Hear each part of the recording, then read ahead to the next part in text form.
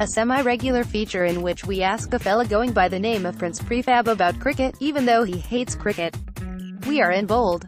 Prince Prefab is not King Cricket. We're speaking now on the eve of the county championship, and I am all the way excited to hear how this competition impacts on your life. Unless there are crying Australians, I'm not interested. Although I do love counties. I like to look at maps of the counties. Might get a county map and get it framed. It literally has zero impact. I've honestly never given it a single thought. Probably thought about badminton more. And I've never thought about badminton. The only thing I know about county cricket, and I suspect that it probably isn't the case anymore, is that Yorkshire are the only team to have players only born in Yorkshire play for them. Was that ever the case? That was the case until not quite as long ago as you'd probably imagine. Okay, let's talk about crying Australians then. How did that whole thing seem to you, viewed from your position, outside cricket? Brilliant. Great fun. A right laugh. Didn't understand the crying. I'll cry at anything. I've cried at a wedding in Neighbours, but if I intentionally set out to do something and then got caught doing it and then decided to apologize for doing it, I don't reckon I'd cry.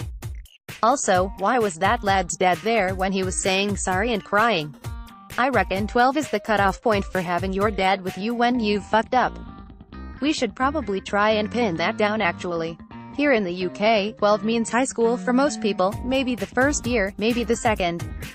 We need to imagine a high school scenario where you're in pretty major trouble for dishonesty to work out whether or not it still makes sense to have your dad there for the apology.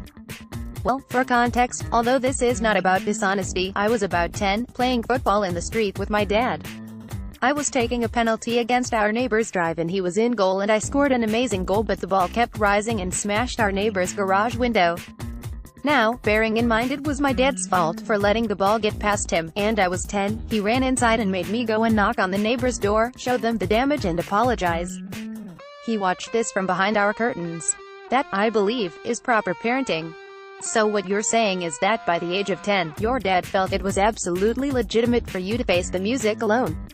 I think that's only part-way conclusive though, because maybe his involvement influenced that decision. Would it be fair to say that if he hadn't been in nets, he might have accompanied you for the apology? By the way, our favorite detail in this story is that he felt it necessary to return home at speed. Yeah, he legged it. You know what, I've changed my mind. If you want your dad there, fine. Quite touching in a way. This isn't about masculinity, this isn't about being strong, bearing emotion. Like I said, I love a good cry. Men should cry, it does you good to have a cry now and again, but I don't understand what the tears were for here. In fact, I don't understand the whole thing. Cheating in front of 20 cameras. What did they think would happen? Well, this is the thing. Some feel that maybe they were up to lower grade no good previously, or were up to the exact same sort of no good but had previously managed to avoid being detected. We're of the opinion that even if they'd never done this exact thing before, it would be weird if the sandpapering were an absolute outlier. We suppose the crying was a moment of clarity.